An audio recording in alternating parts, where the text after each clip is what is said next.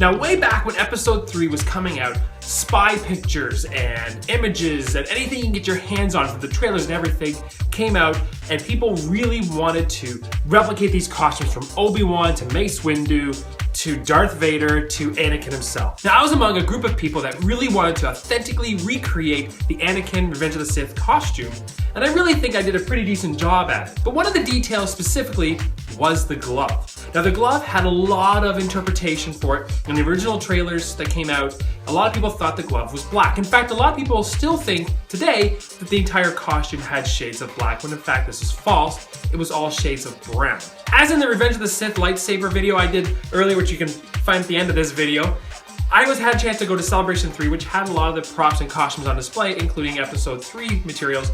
But more specifically, it had the Obi-Wan and the Anakin Mustafar version of the costumes. Now, this was incredible because not only was it the final act of the movie's costumes, but also to see it up close and personal. No plexiglass, no glass, just a velvet barrier. And I bent over as close as I could to get photos and details of this costume. Now, when I say I got close, my camera got close. I looked at belt details, stitching, the tabards, anything that was there that we really want to look at and get all the cemented details in person. It was the best opportunity, and I will have some more videos about the belt and the boots and everything about this costume in upcoming videos. But today I want to talk about the glove. The glove has actually some really interesting details, and it wasn't actually until the visual dictionary came out that we got to see other views of it and not so beat up and burned out. Now, previously to Celebration 3, I worked with a leather maker, well-known leather maker, on getting the glove started, and we came very close. In fact, I hand sculpted and created the buckles for that particular version.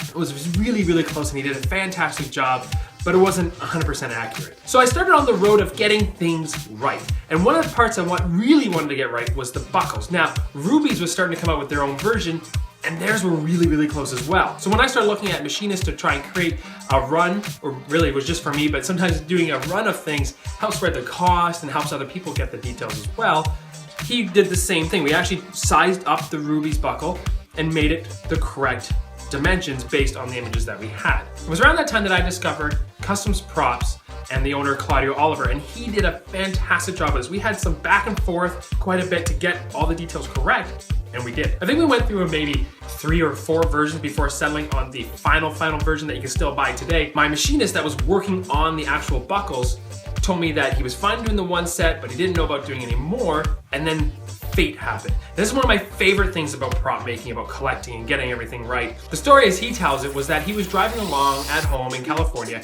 He pulled alongside a motorcyclist who had full gear, everything from the helmet to the jacket and to the boots. And his gaze just happened to look down at the boots, and lo and behold, he saw the Anakin buckles.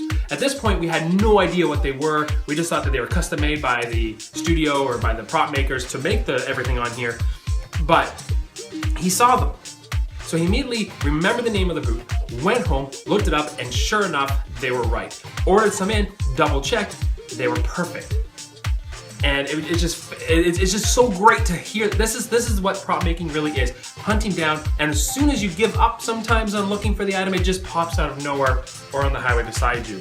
So here we are, the finished final glove. It's lambskin dark brown leather. It's got the rubber matting that we tried to match as perfect as possible as well. Also a lucky find.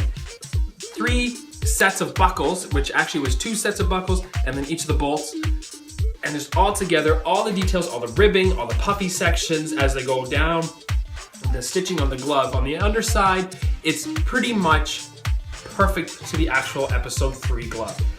I was so pleased to finally get this right. It's such a joy to still have this. I've had this for years and years now. It's been through a number of inventions and lightsaber dueling. It holds up quite well despite being lambskin as well.